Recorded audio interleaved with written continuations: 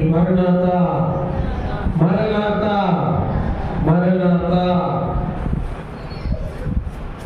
దేవుని యొక్క సముఖమునకు వచ్చిన మనెల్లరికను మన ప్రియుడు, మన రక్షకుడు, మన విమోచకుడైన యేసుక్రీస్తు ప్రభువారి యొక్క కృపా సమాధానములు దేవదేవుడు అనుగ్రహించును గాక.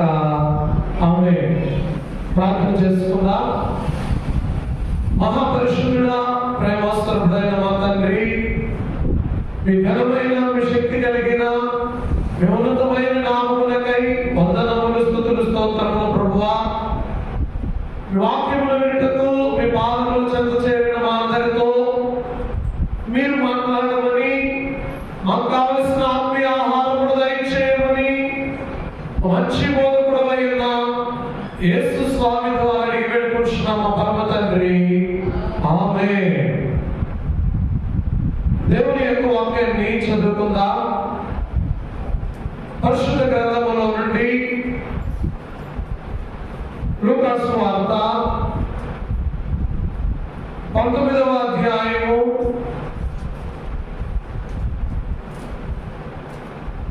19వ అధ్యాయము 41వ వాక్యం నుండి చదువుకుందాం. ఆయన పట్టణములకు సమీపించినప్పుడు దానిని చూచి దాని విషయమై ఏడ్చి, నీవును ఈ నీ దినమందైనను సమాధాన సంబంధమైన సంగతులు తెలుసుకుని ఎడలా నీకెంతో మేలు, కానీ ఇప్పుడవి నీ కన్నులకు మరుగు చేయబడి ఉన్నవి. దేవుని యొక్క వాక్య భాగాలలో మనం గమనించిన వారమైతే, ప్రియమైన దేవుని బిడ్డలారా, వాక్య భాగంలో రాయబడినటువంటి మాటలు దేవుడు యెరూషలేము పట్టణమును చూచి దాని విషయమై ఆయన ఏడ్చి, ఆయన మాట్లాడుతూ ఉన్నటువంటి మాట, నీవును ఈ దినమందైనను సమాధాన సంబంధమైన సంగతులను తెలుసుకుని ఎడలా నీకెంతో మేలు. వాక్య భాగాలలో రాయబడినటువంటి ఈ మాటలను నేటి దినాన మనం గమనించిన వారమైతే, యెరూషలేమునకు దేవుడిచ్చినటువంటి అవకాశం, యెరూషలేము అనగా అక్కడ ఉన్నటువంటి ప్రజలైనటువంటి వారందరికీ కూడా దేవుడిచ్చినటువంటి అవకాశం. నేటి దినాన ఈ మాట మనందరితో కూడా మాట్లాడుతూ ఉన్నారు. గమనించండి, యెరూషలేము అంటే పట్టణమే కాదు, ప్రజలు. ఎవరండి? పట్టణం అని కాదు, కానీ ఎవరు అక్కడ నివాసం ఉంటూ ఉన్నటువంటి ప్రజలు. ఈ ప్రజలను ఉద్దేశించి దేవుడు మాట్లాడుతూ ఉన్నటువంటి మాట. ప్రియమైన దేవుని బిడ్డలారా, గమనించండి, మన పుస్తకాలలో ఒక మాట ఉంటారు, దేశం అంటే మట్టి కాదు మనుషులు. అలాగే యెరూషలేము అంటే దేశం కాదు, అక్కడ ఉన్నటువంటి ప్రజలు. వారిని ఉద్దేశించి మాట్లాడుతూ ఉన్న మాటలు ఇవి. ఏ ప్రాంతంలో ఉన్నవారైనా దేవునికి వ్యతిరేకముగా ఉన్న వారిని గురించి దేవదేవుడు చెబుతూ ఉన్నటువంటి మాట. మత్తయి సువార్తలో 23వ అధ్యాయము 35వ వాక్యములో ఒక మాట రాయబడి ఉంది. నీతిమంతుడైన హేబేలు రక్తము మొదలుకొని బలిపీఠమునకును దేవాలయమునకును మధ్య మీరు చంపిన బరకీయ కుమారుడైన జకరియా రక్తము వరకు భూమి మీద చిందింపబడిన నీతిమంతుల రక్తమంతయు మీ మీదికి వచ్చును. చూడండి, మా దేవుని యొక్క వాక్య భాగములో దేవదేవుడు మాట్లాడుతున్నటువంటి మాట. ఓ యెరూషలేమా, నీవు ఇప్పటి వరకు ఎంతమంది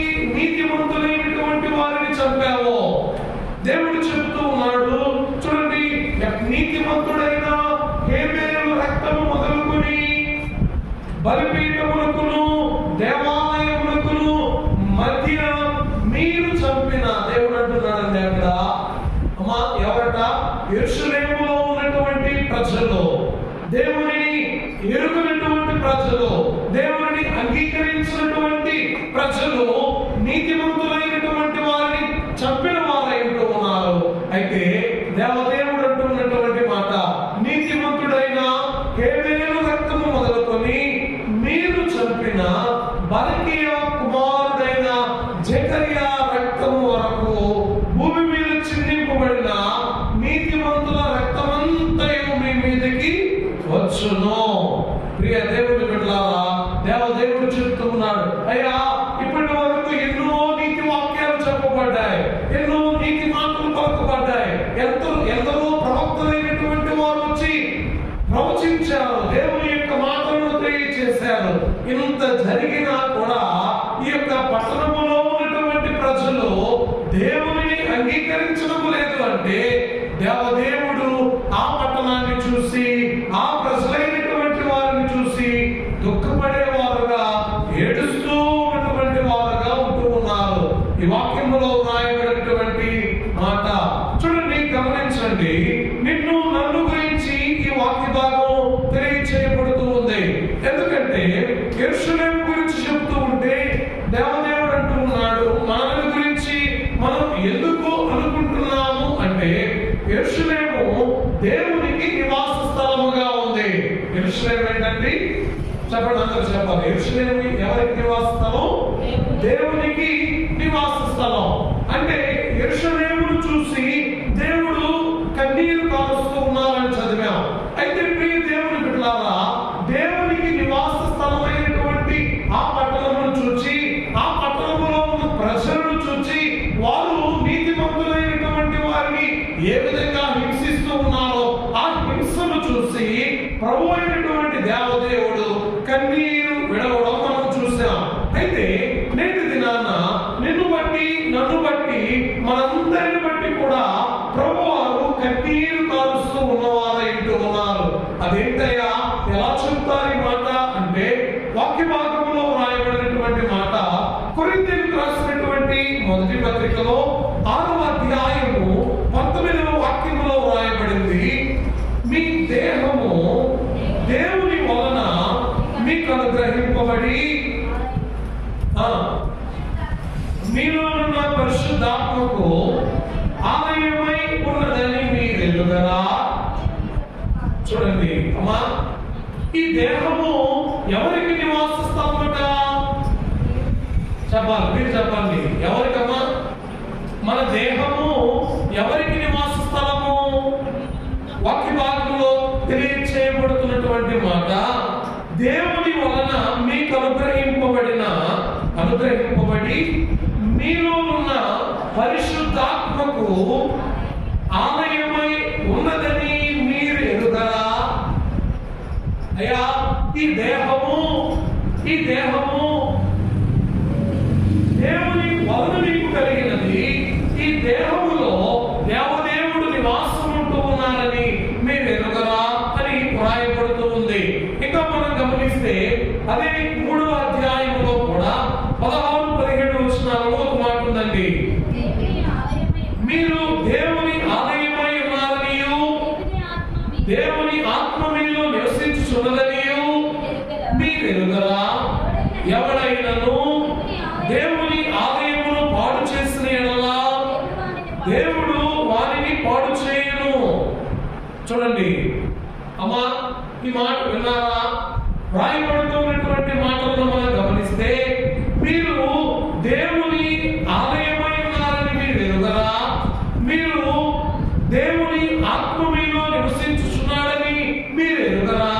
ఎవడైనను దేవాలయమును పాడు చేసిన యెడల దేవుడు వారిని ఏం చేస్తాడట? పాడు చేస్తాడు. అంటే దేహమునకు దేవుడు ఏ విధమైనటువంటి ప్రాధాన్యత ఇస్తూ ఉన్నాడో, ఈ దేహము ఏ విధముగా దేవునికి నివాస స్థలమై ఉందో, ఏ విధముగా పరిశుద్ధాత్మకు నివాస స్థలమై ఉందో దేవదేవుడు తెలియజేస్తూ ఉన్నాడు. దేవుని చేత పంపబడినటువంటి ప్రవక్తలు, సేవకులు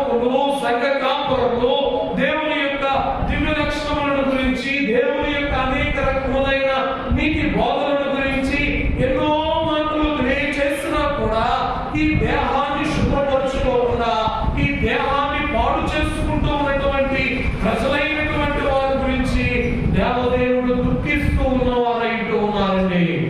ఈ వాక్య భాగం తెలియబడుతూ ఉన్నటువంటి మాటలను మనం గమనించిన వారమైతే దేవదేవుడు తెలియజేస్తూ ఉన్నాడు, అయ్యా మీ దేహము దేవాలయము, మీ దేహము దేవుని యొక్క నివాస స్థలము, దేవుని యొక్క నివాస స్థలమైన మీ దేహమును ఎవరైనా పాడు చేసిన యెడల వారిని దేవుడు ఏం చేస్తాడట? పాడు చేస్తాడు. అంటే మనకు మనమే మన దేహాన్ని పాడు చేసుకుంటే అర్థమవుతుందండి. మనకు మనమే మన దేహాన్ని పాడు చేసుకుంటే, మనకు మనమే మన దేహాన్ని గాయపరుచుకుంటే, మనకు మనమే మన యొక్క దేహాన్ని వ్యసనములకు ఇంకా రకరకాలైనటువంటి వాంఛలకు శరీరేచ్ఛలకు మన దేహాన్ని అలవాటు చేసుకుంటే, మన దేహాన్ని బట్టి అమ్మా దేవుడు మనల్ని ఏం చేస్తాడు చెప్పండి? శిక్షించేవారై ఉన్నారు. కాబట్టి వాక్య భాగంలో తెలియజేయబడుతున్నటువంటి మాట, అయ్యా ప్రభు ఎందుకు యెరూషలేమును చూసి అంతగా దుఃఖపడుతూ ఉన్నాడు? యెరూషలేమును చూసి ప్రభు అంతగా ఎందుకు దుఃఖపడుతూ ఉన్నాడు? ఆ మాట చూడండి వాక్య భాగాలలో 19వ అధ్యాయం లూకా సువార్త. ఆయన పట్టణమును సమీపించినప్పుడు దానిని చూసి దాని విషయమై అమ్మా విన్నారా? ప్రభు దాన్ని చూసి దాని విషయమై ఏడ్చి, అర్థమవుతుందండి.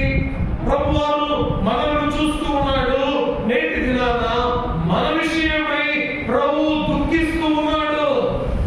ఎందుకండి దుఃఖం? ఎందుకు దుఃఖం? దేవుడు పలు రీతులుగా మనకు బోధించేటువంటి మాటలను విని దాని ప్రకారం చేయకపోవడమే కాకుండా అనేక రకాలుగా అనేక విధాలుగా స్వార్థ ప్రకటించేటువంటి వారిని, స్వార్థికులను, దేవుని వాక్యాన్ని తెలియజేసేటువంటి వారిని హింసించేవారై ఉన్నారు. వాక్య భాగాలలో రాయబడినటువంటి మాటలు ప్రియమైన దేవుని బిడ్డలారా, అయ్యా దేవాతి దేవుడు ఎందుకు ఆ పట్టణమును చూసి ఏడుస్తూ ఉన్నాడు అంటే, ఆ పట్టణంలో ఉన్న ప్రజలు దేవుని మాటను వారు వినలేదు, దేవుని ఆజ్ఞలను వారు ధిక్కరిస్తూ ఉన్నారు, దేవుని యొక్క మాటలు చెవి ఒక్కని వారుగా వారుతూ ఉన్నారు. కాబట్టి ఈ వాక్యం తెలియజేస్తూ ఉన్నటువంటి మాట, నేటి దినాన మనల్ని చూసి మన ప్రభు అయినటువంటి వారు ఎందుకు దుఃఖిస్తూ ఉన్నారు? ఎందుకు దుఃఖపడుతూ ఉన్నారు? కాబట్టి ఒక కుమారుడు చనిపోతూ ఉంటే వారిని చూసి తన కుటుంబంలో ఉన్నటువంటి తల్లిదండ్రులైనటువంటి వారు దుఃఖపడుతూ ఉంటారు, బాధపడుతూ ఉంటారు. అరే నా కుమారుడు ఏంట్రా ఇలా అయిపోయాడు, నా కుమారుడు ఏంటి ఇలా చనిపోయాడేంట్రా, ఇలా వ్యసనానికి గురైపోయాడేంట్రా, ఇలా చెడు అలవాట్లకు బానిసైపోయాడేంట్రా, అనేక రకములైనటువంటి వ్యసనాలు ఎందుకు అలవాటు చేసుకున్నాడు, వీడి పరిస్థితి ఏమైపోతుందో అని తల్లిదండ్రులైనటువంటి వారు వారి యొక్క దేహం పాడైపోతూ ఉంటే చూసి చూసి చూసి ఏడ్చి దుఃఖపడేవారుగా ఉంటారు.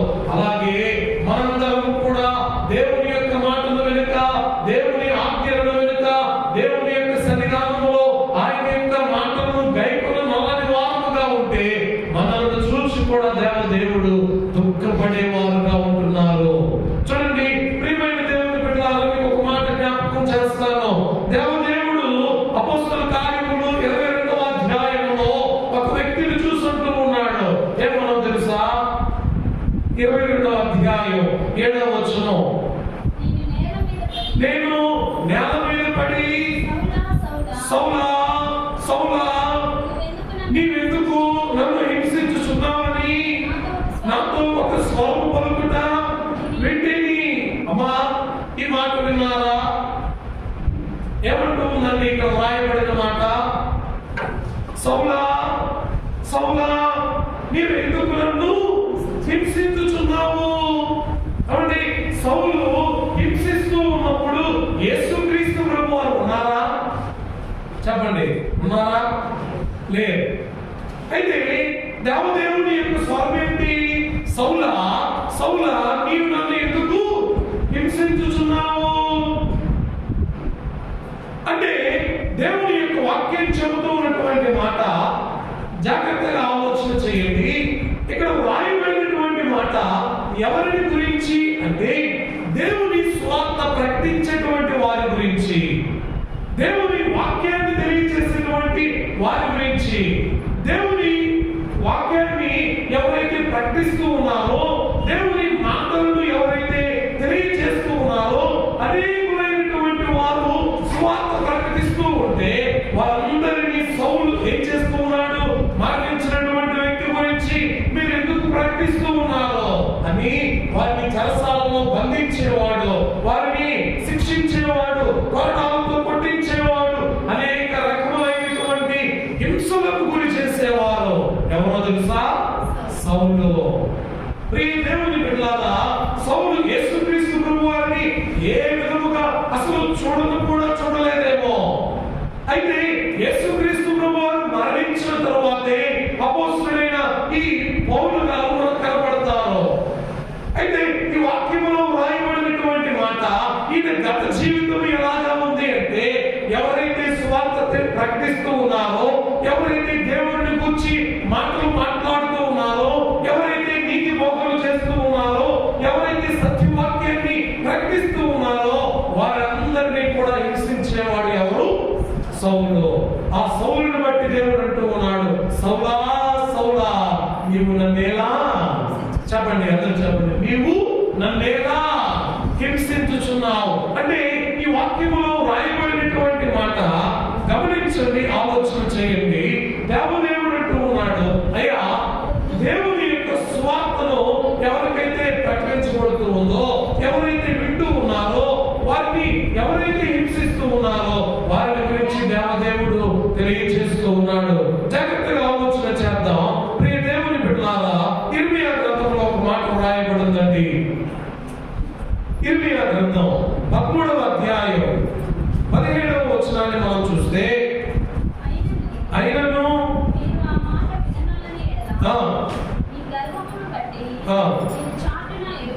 చూడండి, ఒక భాగంలో మనం గమనించిన వారైతే ఇక్కడ రాయబడినటువంటి మాట, అయ్యా మీ గర్వమును బట్టి, అయినను మీరు ఆ మాట విననొల్లని ఎడల మీ గర్వమును బట్టి నేను చాటున ఏడ్చుదును. అమ్మా, ఏమంటున్నాడంటే దేవుడు ఎవరి గురించి రాస్తున్నాడు? అయ్యా మాటలొల్లని వారు ఎవరో తెలుసా? ఎవరు మాట వినరు? అరే వీడికి ఏంటంటే గర్వం ఏంటి? వీడికి ఎందుకు మాట వినకుండా ఉన్నాడు? వీటిని బట్టి నాకు ఎప్పుడు దుఃఖమే. దేవుని యొక్క వాక్యం ఇక్కడ రాయబడుతున్నటువంటి మాట, అయినను మీరు ఆ మాట విననొల్లని ఎడల మీ గర్వమును బట్టి నేను చాటున ఏడ్చుదును. యెహోవా మంద చెరపట్టబడినందున నా నేత్రము బహుగా వలపోయిచు కన్నీరు విడుచుచుండును.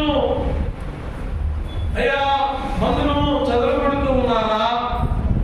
పక్క భాగాలలో రాయబడినటువంటి మాటలను మనం గమనించిన వారైతే ప్రియమైన దేవుని బిడ్డలారా, జాగ్రత్తగా ఆలోచన చేద్దాం.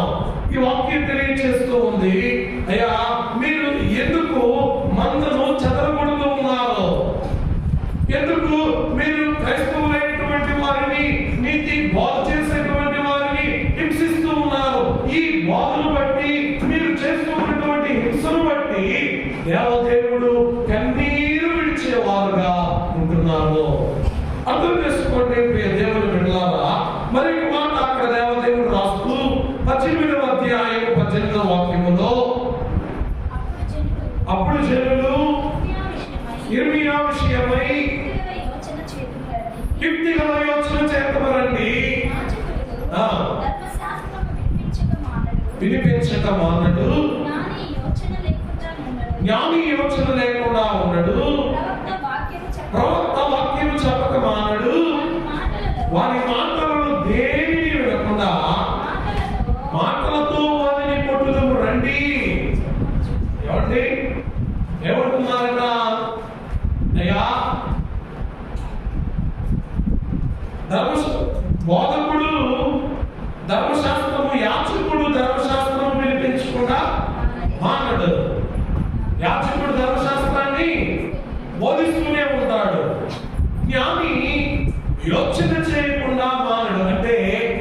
ప్రతి విధమైనటువంటి విషయానికి ఆలోచన అనేది కలిగి ఆలోచన చేస్తూనే ఉంటాడు. ప్రవక్త వాక్యము చెప్పక మానడు. ప్రవక్త ఏం చేస్తాడండి? దేవుని యొక్క వాక్యాన్ని చెప్పక మానడు.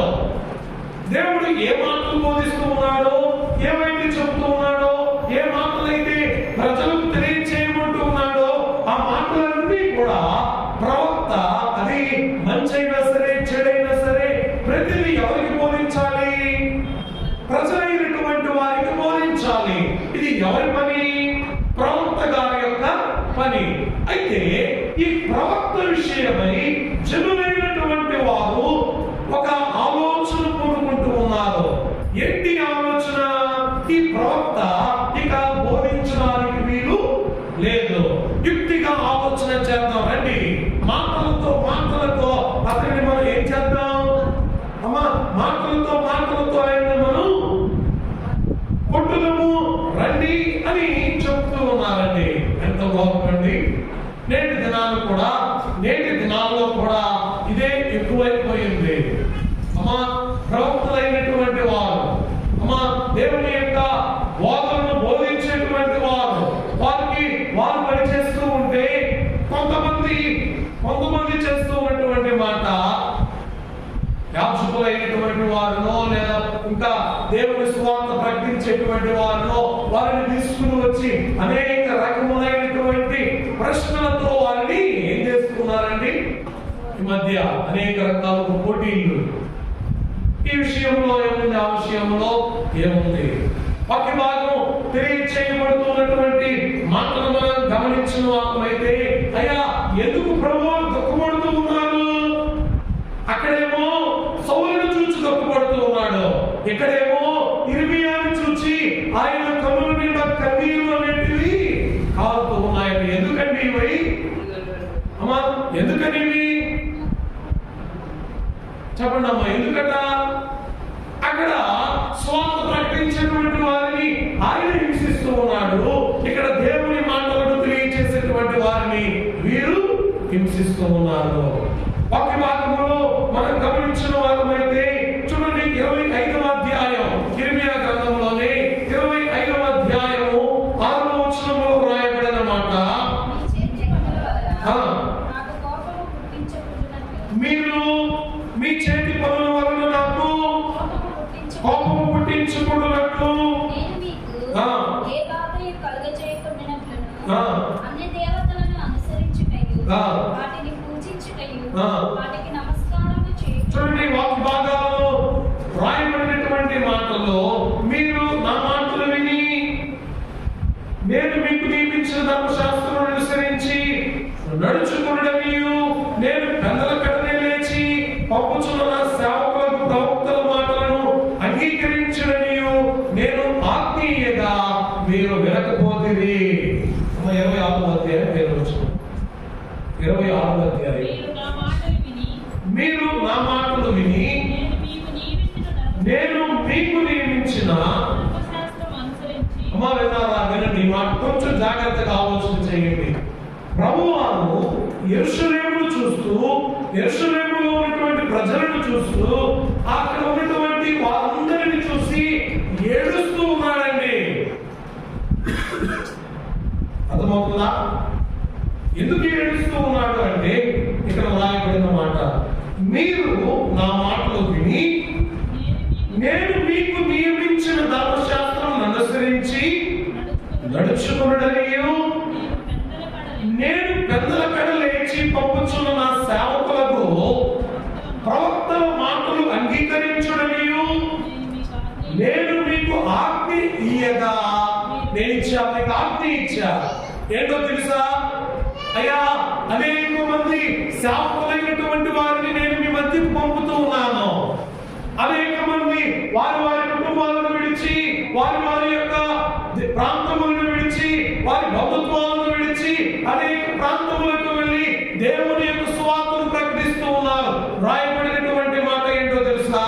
నేను పెద్దల కడనే లేచి పంపుచున్న నా సేవకులకు ప్రవక్తలు, అయ్యా, తెల్లవారుజామునే దేవుని ఎదుట కనిపెట్టి దేవుని యొక్క సన్నిధానంలో ఉండి, ప్రభువా, ఈ రోజు రోజు నేను ఎక్కడికి వెళ్ళాలయ్యా, ఈ రోజు ఏ ప్రాంతానికి వెళ్ళి నేను సువార్త చేయాలయ్యా, ఈ రోజు ఏ ప్రాంతానికి వెళ్ళి దేవుని మాటలు నీ మాటలు తెలియపరచాలయ్యా అని దేవుని యొక్క సముఖంలో కనిపెట్టినటువంటి వారిని దేవుడు అంటూ ఉన్నాడు, పలానా ప్రాంతానికి వెళ్ళు, పలానా చోటుకి వెళ్ళు, పలానా ప్రాంతంలో నేను సువార్త చేయి అని దేవుడు పంపిస్తూ ఉన్నాడండి.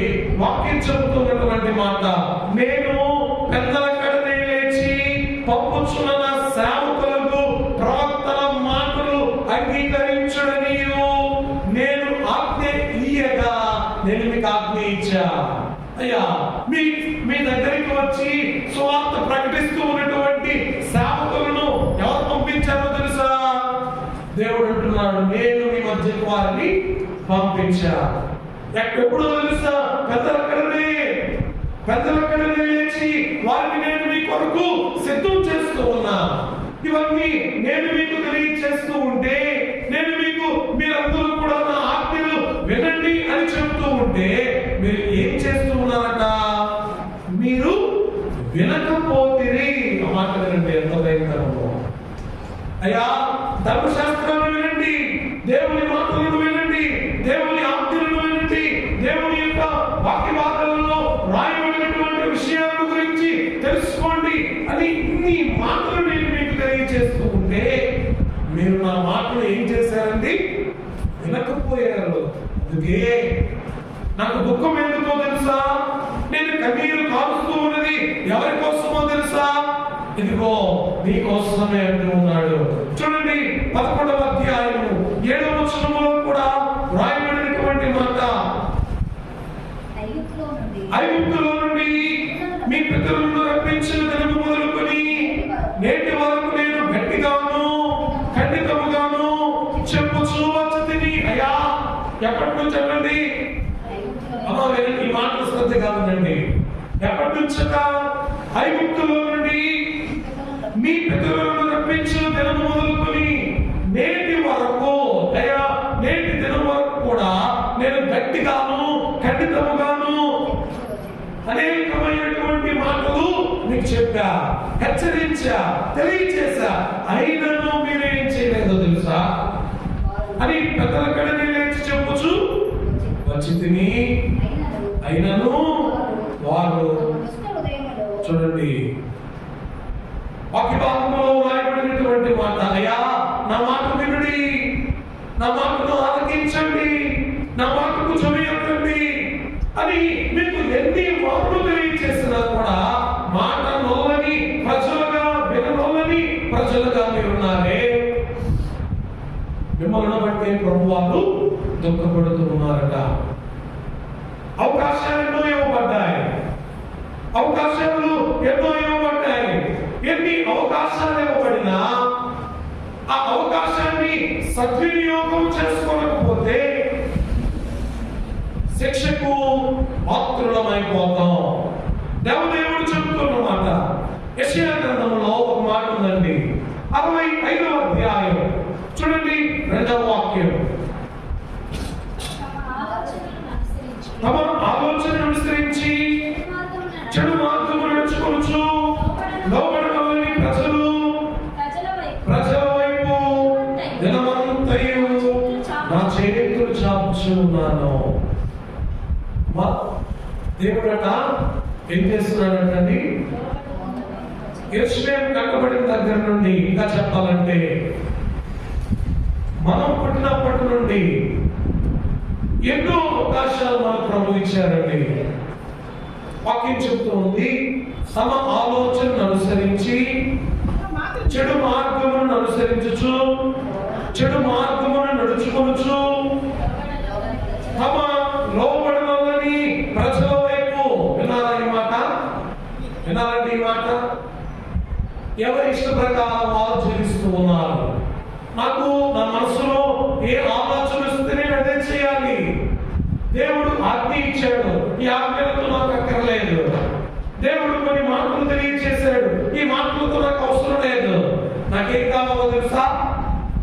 నా మనసులో ఏ ఆలోచన పుడితే ఆ ఆలోచన ప్రకారమే నేను జీవించాలి. వాక్యం చెప్తూ ఉన్నది చూడండి, తమ ఆలోచనను అనుసరించి చెడు మార్గమును నడుచుకొనొచ్చు లోబడనొల్లని ప్రజల వైపు దినమంతయు నా చేతులు చాపుచున్నాను. ప్రతి దినమంతయు అలా ఈ పొద్దున్నే కాదు, పెద్దలక్కడనే కాదు, సాయంకాలం కాదు, మధ్యాహ్నం కాదు, దినమంతయు నేను నా 2 చేతులు చాపుచున్నా. ఎవరి కోసం అమ్మా? ఎవరి కోసం? ఎవరి ఇష్ట ప్రకారం వారు జీవిస్తున్నారు చూడండి. వారు మారుతారేమో. చెడు మార్గంలో నడుస్తూ ఉన్నారు చూడండి, వారు మారుతారేమో. లోబడని ప్రజలుగా ఉంటూ ఉన్నారు చూడండి, వారు దేవుని వైపు తిరుగుతారేమో అని దినమంతయు ప్రభువు తన 2 చేతులు చాచి చూస్తూ ఉన్నాడండి. అంటే అవకాశం ఇవ్వబడిందా? ఇవ్వబడలేదా? అమ్మా, అవకాశం దేవుడు ఇస్తున్నాడా? ఇవ్వడం లేదా? ఇస్తున్నాడండి. వాక్యంలో మనం గమనిస్తే కీర్తనకారుడు అంటూ ఉన్నాడు 16వ కీర్తన 3వ వచనంలో, 16వ కీర్తన 3వ వచనంలో, నేను ఇలా అంటున్నాను, అయ్యా భూమి మీద ఉన్న భక్తులే ఎవరు శ్రేష్ఠులు? అమ్మా, ఎవరు శ్రేష్ఠులు? ఈ భూమి మీద ఉన్న భక్తులే శ్రేష్ఠులు. అంటే నీవు ప్రభువుని ఎప్పుడు తెలుసుకోవాలో తెలుసా? ఈ భూమి మీద ఉన్నప్పుడే నీవు ప్రభువాన్ని తెలుసుకోవాలి, ప్రభువుని అంగీకరించాలి, ప్రభు మాటలను నీవు వినేవాడమై ఉండాలి. గమనించండి, అవకాశం ఉన్నప్పుడే దేవుని తట్టు మనం తిరిగే వారముగా ఉండాలి. వాక్య భాగంలో మనం గమనిస్తే చూడండి, దేవాది దేవుడు అంటూ ఉన్నాడు 23వ మత్తయి సువార్త 23వ అధ్యాయం 37వ వచనంలో, యెరూషలేమా యెరూషలేమా, ప్రవక్తలను చంపుచు నీ ఎదుట పంపబడిన వారిని రాళ్ళతో కొట్టుచు ఉండుదానా, కోడి తన పిల్లలను రెక్కల క్రింద ఎలాగూ చేర్చుకున్నో అలాగే నేనును నీ పిల్లలను ఎన్నో మార్లు చేర్చుకోవాలని ఇంటిని గాని మీరు వల్లకపోతే అమ్మా, దేవుడు చెప్తూ ఉన్నాడండి. ఎంత భయంకరమైన మాట కదా. విన్నారండి? యెరూషలేము గురించి కాదండి, నేటి దినాన మన గురించి చెప్తూ ఉన్నాడు. పేరు పెట్టి మనల్ని పిలుస్తూ ఉన్నాడు. దేవుని నివాస స్థలమైనటువంటి మనందరి గురించి ఆయన తెలియజేస్తూ ఉన్నాడు. యెరూషలేమా యెరూషలేమా, ప్రవక్తలను చంపుచు నీ ఎదుటకు పంపబడిన వారిని రాళ్ళతో కొట్టుచు ఉండుదానా, కోడి తన పిల్లలను రెక్కల క్రింద ఎలాగూ చేర్చుకొనును అలాగే నేనును నీ పిల్లలను, అమ్మా నేనును నీ పిల్లలను ఏమంటున్నారంటే అక్కడ ఎన్నో మార్లట, ఒకసారి కాదు 2 సార్లు కాదు. నువ్వు తప్పిపోయావా? దేవుడు నిన్ను చేర్చుకుంటున్నాడు. నీవు మాట వినలేదా? దేవుడు చేర్చుకుంటూ ఉన్నాడు. నీవు దేవుడిని విడిచెళ్ళావా?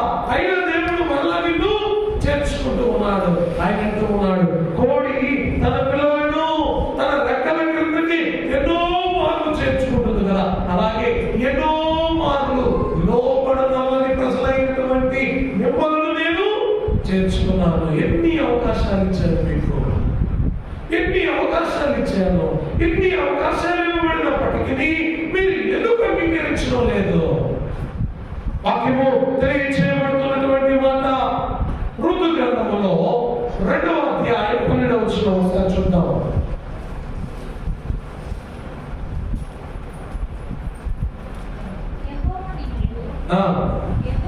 యెహోవా నీవు చేసిన దానికి ప్రతిఫలం ఇచ్చును.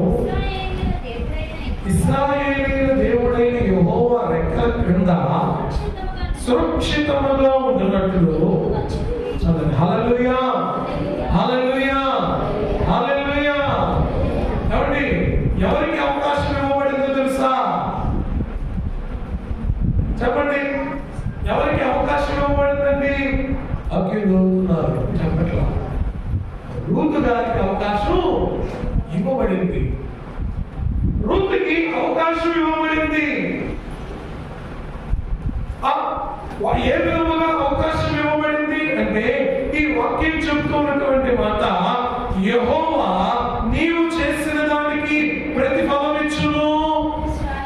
ఇశ్రాయేలీయుల దేవుడైన యెహోవా రెక్కల కింద అమ్మా ఎక్కడ నీవు సురక్షితంగా ఉంటావు, ఎక్కడ నీవు ఆరోగ్యంగా ఉంటావు, ఎక్కడ నీవు మంచిగా బ్రతకగలవు అంటే దేవుని రెక్కల కింద నీవు సురక్షితముగా ఉంటావు.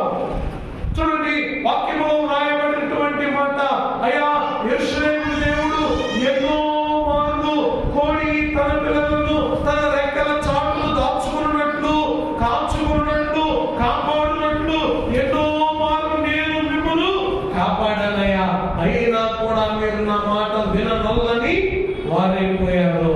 అయితే ప్రియ దేవుని బిడ్డలారా, ఒకే ఒక్క మారు తన అత్త మాటను విని దేవుడిని అంగీకరించినటువంటి రూతుల గురించి దేవుడు మాట్లాడుతున్నాడు. దేవుడు నీకు ప్రతిఫలం ఇస్తాడు. అంతేకాకుండా నీవు యెహోవా రెక్కల క్రింద ఎలాగా ఉండబోతున్నావో తెలుసా? సురక్షితముగా నీవు ఉండునట్లు నీవు ఇక్కడికి వచ్చితివి. ఆయన నీకు సంపూర్ణమైన బహుమానం ఇచ్చునని ఉత్తరం ఇచ్చేమో.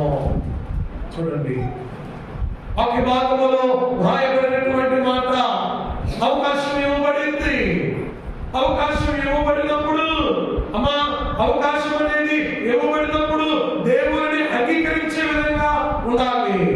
ఇద్దరు ఉన్నారండి, ఇద్దరికి అవకాశం అనేది ఇవ్వబడింది. నయోమికి ఉన్నటువంటి ఇద్దరు కోడళ్లకు అవకాశం ఇవ్వబడింది. ఒకరేమో రూతు, మరొకరేమో ఓర్పా.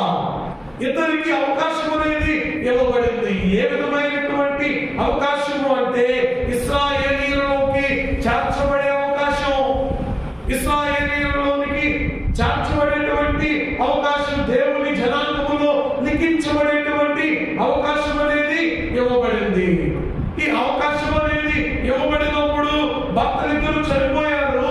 చనిపోయినప్పుడు అమ్మా మీ పాటికి మీరు మీ కుటుంబాలకు వెళ్ళిపోండి, మేము ఈ తల్లి ఇళ్ళకి వెళ్ళిపోండి అంటే రూతు అంటూ ఉంది, నీవే నాకు తల్లి. ఎవరుందండి? నీవే నాకు తల్లి. చూడండి వాక్య భాగంలో మనం గమనించిన వారమైతే ఈ మాటను బట్టి దేవుడు ఇచ్చినటువంటి అవకాశాన్ని పోగొట్టుకోకుండా ఏ విధముగా అయితే నయోమిని వెంటబెట్టుకొని చూచిందో, నయోమిని వెంటబెట్టుకొని ఏ విధముగా యెరూషలేముకు వచ్చిందో, ఏ విధముగా బోయజుని వివాహమాడిందో, ప్రభువు యొక్క తల్లులలో ఒక తల్లిగా రూతు చేర్చబడిందండి. దేవుడు అవకాశం ఇచ్చాడు. ఏమండి, ఒకరికి ఇచ్చాడా, ఇద్దరికి ఇచ్చాడా? చెప్పండి, ఇద్దరికి ఇచ్చాడు కదండి. ఎవరు కాపాడుకోగలిగారు? రూతు కాపాడుకోగలిగింది. ఓర్పా, నీవు నా కొద్దు, నా దేశంలోనే నేను ఉంటాను, ఈ మోయాబు దేశంలోనే నేను ఉంటాను అనుకుందండి. ఒక భాగం చెప్తూ ఉంది, దేవుడు అంటూ ఉన్నాడండి, ఇప్పుడైనాను ఈ నీ దినమంతైనను, కాబట్టి ఎప్పుడో కాదు ఇవ్వబడింది అవకాశం, ఎప్పుడో కాదు ఇప్పుడైనను ఈ నీ దినమంతైనను. ఏం చేయాలండి? లూకాసు వార్త ఒకసారి చదవండమ్మా, 19వ అధ్యాయం 42వ వాక్యం. నీవును ఈ నీ దినమంతైనను సమాధాన సంబంధమైన సంగతులను తెలుసుకుని ఎడలా నీకెంతో మేలు. కానీ మీ కన్నులకు మరుగు చేయబడి ఉన్నది. వాక్య భాగం చెబుతూ ఉంది, అయ్యా ఈ నీ దినమంతైనను మీరు సమాధాన సంబంధమైనటువంటి సంగతులు తెలుసుకుని ఎడలా అది మీకు ఎంతో మేలు. చూడండి వాక్య భాగాలను కొన్ని మాటలు చూద్దాం. యోవేలు గ్రంథములో 2వ అధ్యాయము 12వ వచనములో, యోవేలు గ్రంథం 2వ అధ్యాయం 12వ వచనములో మనం చూస్తే, ఇప్పుడైనను మీరు ఉపవాసం ఉండి కన్నీరు విడుచుచు దుఃఖించుచు మనఃపూర్వకముగా తిరిగి మా యొద్దకు రండి. ఇదే యెహోవా వాక్కు. మా దేవుడు అంటున్నాడు, ఏమన్నా తెలుసా, ఒక ఛాన్స్ ఇస్తూ ఉన్నాడండి, అవకాశం ఇస్తూ ఉన్నాడు. ఏంటి అవకాశం? అయ్యా ఇప్పుడైనా సరే ఏం చేయండి, మీరు ఉపవాసం ఉండండి అయ్యా, కన్నీరు విడుచుచు దుఃఖించుచు మనస్పూర్వకంగా నా యొద్దకు తిరిగి రండి.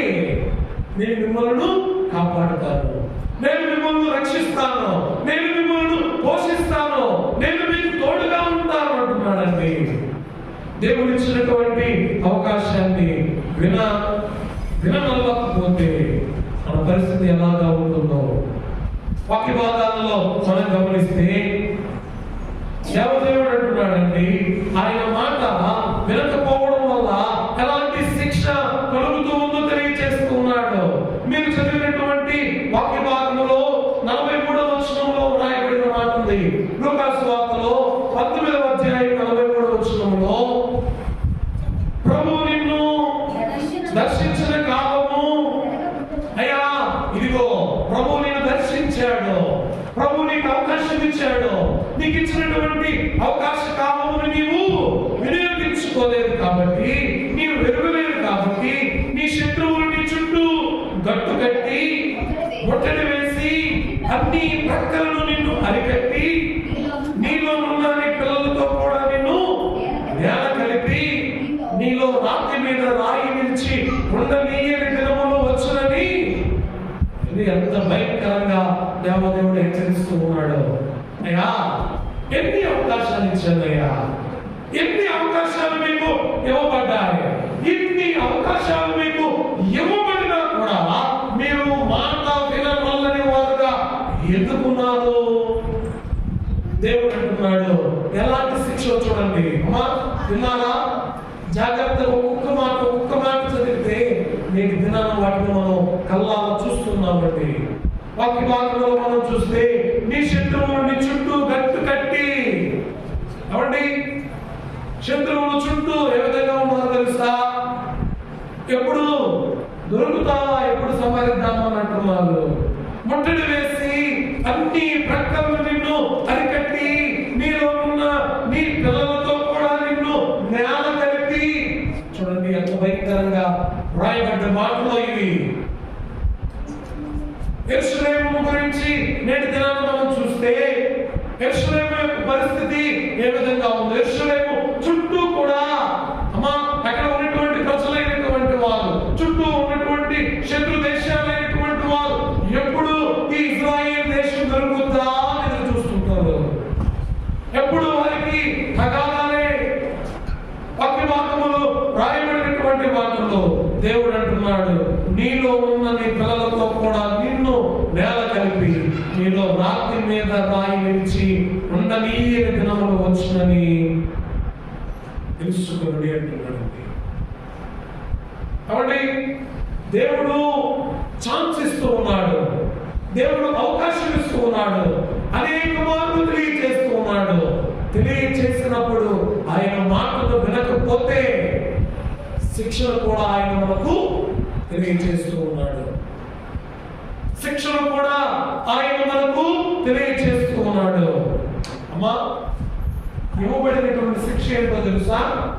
నేను నీ పిల్లలను నిన్ను ఈ నేలలో, అమ్మా అదే రాయబడిన మాట ఏంటండి? నేలలో నిన్ను నేల కలిపి రాతి మీద రాయి నిలిచి ఉండనీయను. నేటి దినాల్లో మనం చూస్తే గాజా పట్టణం ఏ విధంగా అయిపోయిందో, లెబనాన్ దేశం ఏ విధంగా అయిపోతూ ఉందో, ఇజ్రాయెల్ దేశంలో ఏ విధంగా అనేక ప్రాంతాలలో ఏ విధంగా పాప దాడులు జరుగుతూ ఉన్నాయో, ఏంటి ఇవన్నీ అంటే దేవుడు అవకాశాలు ఇచ్చాడండి, అనేక అవకాశాలు ఇచ్చాడు. అవకాశాన్ని సద్వినియోగం చేసుకోకపోతే దేవుడు శిక్షిస్తున్నాడు. అంతే కదండి?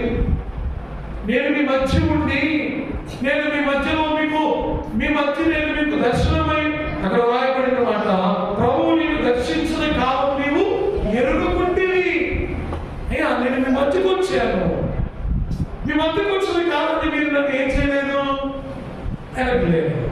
ఇదిగో శిక్ష.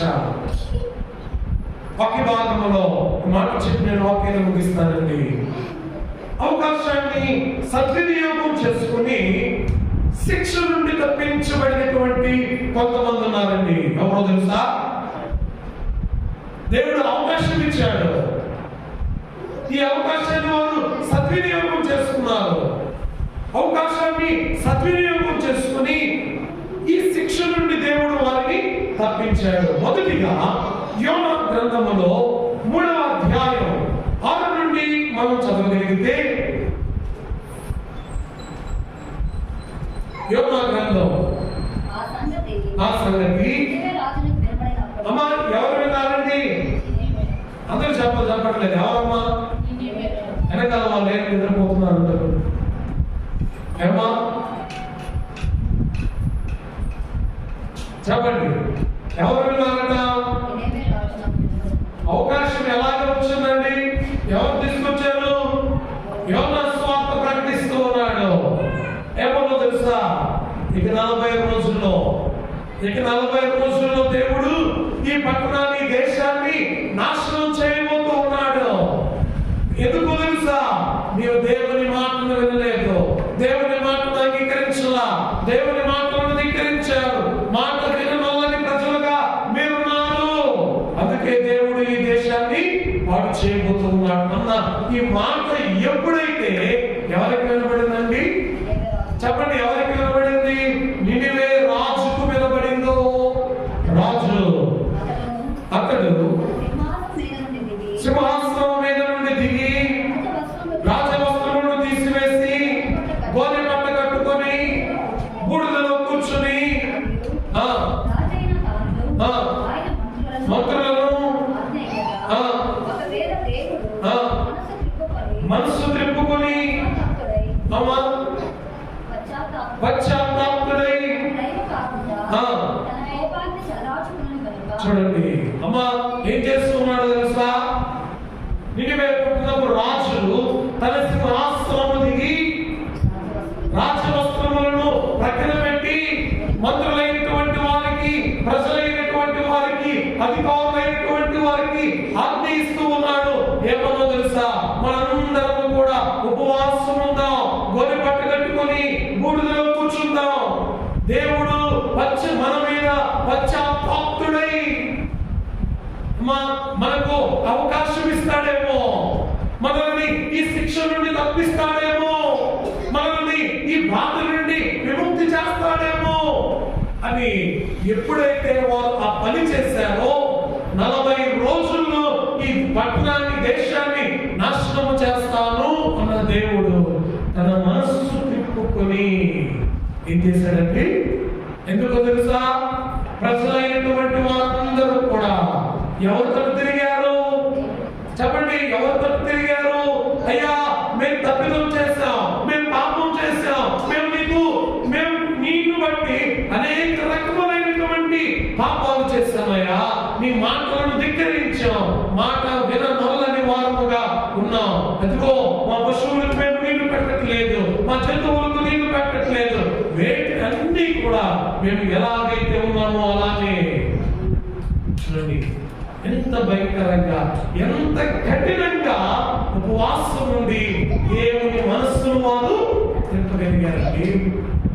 దేవుడు ఇచ్చినటువంటి అవకాశాన్ని వారు సద్వినియోగం చేసుకున్నారు. వాక్య భాగంలో రాయబడిన మాట రెండవదిగా చూస్తే యెహోషువ గ్రంథములో 6వ అధ్యాయం 21వ వచనం,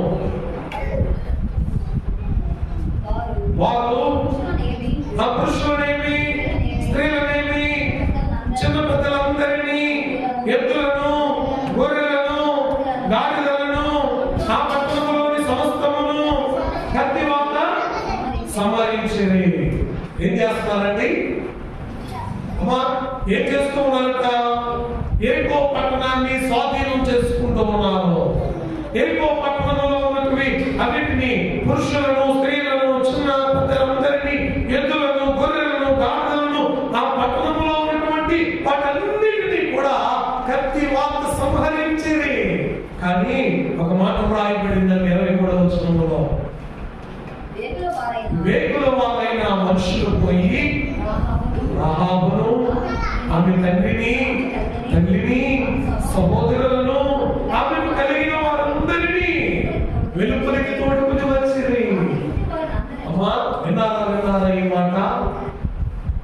అయ్యా, ఎరుకో పట్టణంలో అందరూ కత్తి వాత సంహరించబడుతూ ఉంటే ఒకే ఒక కుటుంబం, అంటే ఒకే ఒక్క కుటుంబం ఏ విధంగా రక్షించబడుతుంది అంటే, వేకుల వారు వెళ్ళారు, రాహాబు ఇంటికి వెళ్ళారు. రాహాబు ఇంటికి వెళ్ళి తండ్రిని, తల్లిని, సహోదరులను కలిగిన వారందరినీ వెలుపలికి తోడుకుని వచ్చి ఆమె నేటి వరకు ఇశ్రాయేలీయుల మధ్య నివసించుతూ ఉన్నది. యెరికోలో ఉన్న వారందరూ సంహరించబడిన యెరికోలో ఉన్న రాహాబు కుటుంబీకులు మాత్రం ఏం చేయలేదండి? ఎందుకో తెలుసా? దేవుని మాట విని వేగుల వారిని దాచింది. హల్లెలూయా! దేవుని మాట విని ఎవరిని దాచింది? వేగుల వారిని దాచింది. ప్రియ దేవుని బిడ్డలారా, దేవుని మాట విని నినివే రాజు నినివే సింహాసనమును విడిచి బూడిదలో కూర్చొని ఉపవాసం నుండి ప్రార్థన చేశాడు. దేవుని మాట విని రాహాబు అనేటువంటి ఈమె వేగుల వారిని దాచింది. అంతేకాకుండా మనం గమనిస్తే రాజుల 2వ గ్రంథంలో 3వ 5వ అధ్యాయం కూడా వచనంలో మనం చూస్తే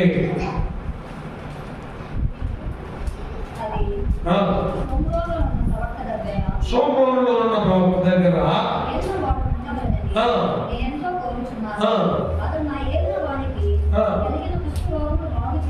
చాలండి.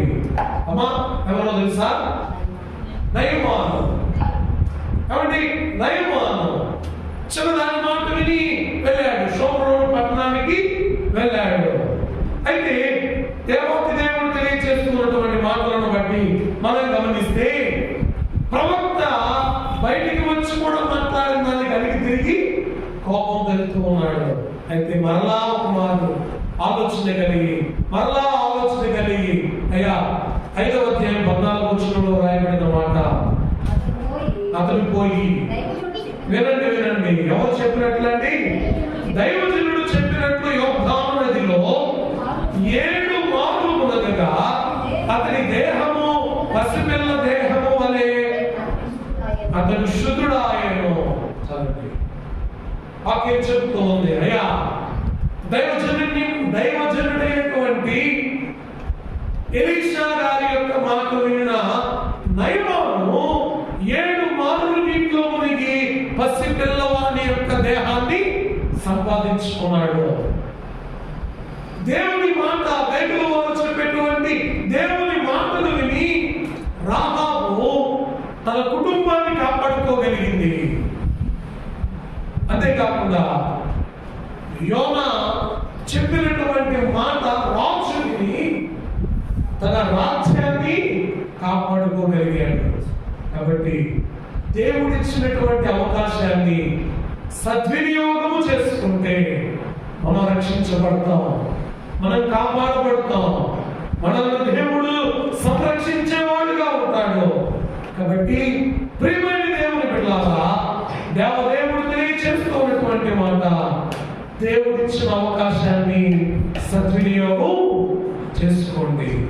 అవకాశం ఉన్నప్పుడే, దేవుడి అవకాశము మనకు ఉన్నప్పుడే దానిని వినియోగించుకునే వారుగా ఉండాలి. అవకాశం గమనిస్తే వ్యాలిడిటీ ఉన్నప్పుడే దేనికైనా కూడా మనం మొబైల్లో రీఛార్జ్ చేసుకుంటాం. 28 days వరకు వ్యాలిడిటీ అంటారు. ఈ 28 రోజులు నువ్వు మాట్లాడగలిగిన మాటలు మాట్లాడవచ్చు. ఆ తర్వాత మాట్లాడగలవా? మాట్లాడినా నువ్వు ఎవరికి కూడా వినిపించాల్సిన ఫోన్సే అంతే కదండి. అంతేకాకుండా కొన్ని కూపన్స్ ఉంటాయి. ఈ కూపన్స్ పైన వ్యాలిడిటీ డేట్ అనేది ఉంటుంది, ఎక్స్పైరీ డేట్ అనేది ఉంటుంది. ఈ నెలలోగా ఇది ఎక్స్పైర్ అయిపోద్ది, ఈ నెలలోగా ఇది దీని వ్యాలిడిటీ అయిపోద్ది అని మనకు అక్కడ వ్రాయబడి ఉంటాయి. అవి మనం చూసుకోకుండా మనం ఎప్పుడైనా మన ఇష్ట ప్రకారం వెళ్ళి, అయ్యా నా దగ్గర కూపన్ ఉంది, నా దగ్గర కార్డ్స్ ఉన్నాయి అంటే వీటికి ఏమైనా వ్యాలిడిటీ అనేది ఉంటుందా?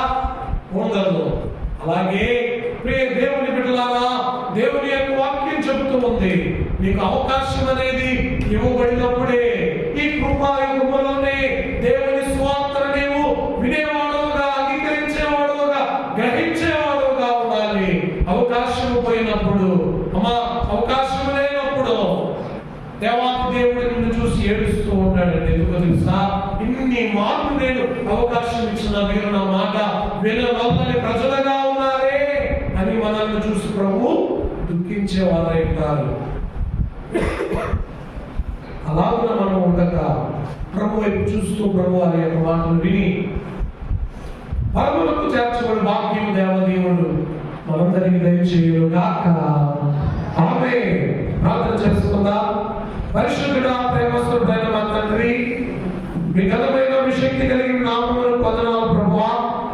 మీ వాక్యం ద్వారా మీరు మాతో మాట్లాడారు, వాక్యంలో ఉన్న సంగతులను వివరించారు. అందును బట్టి వందనాలు ప్రభువా. దేవా, అవకాశం ఉన్నప్పుడే దానిని మేము సద్వినియోగం చేసుకునే భాగ్యాన్ని దయచేయండి అయ్యా. దినమెల్లా నీవు చేతులు చాపి రోగులను చూస్తూ పిలుస్తూ ఉన్నావు ప్రభువా. నీ తట్టు తిరిగి నీ రెక్కల చాటును దాగి సురక్షితంగా ఉన్న వాక్యము దయచేయమని యేసు పరిశుద్ధ నామములో వేడుకుంటున్నాము పరమ తండ్రి. ఆమేన్. అందరికీ